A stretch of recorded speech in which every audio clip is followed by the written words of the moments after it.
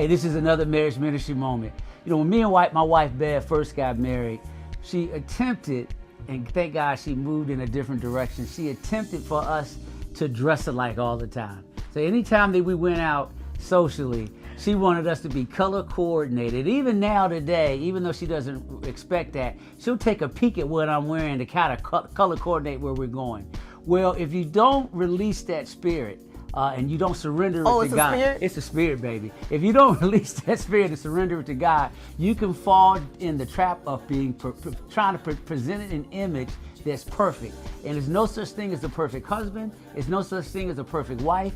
And there's no such thing as a perfect marriage. Why? Because human beings, we are imperfect. And the only perfect person that we know of is our Heavenly Father through His Son, Jesus Christ. Jesus is the only one that's perfect. And so you're not perfect, your spouse not perfect. Stop trying to strive for perfection and just allow the other person to be who they are. Listen, if you got 100%, what is there left to do? You might as well just die and end it. So guess what? Let's just have something to work toward. Amen. Another marriage ministry moment.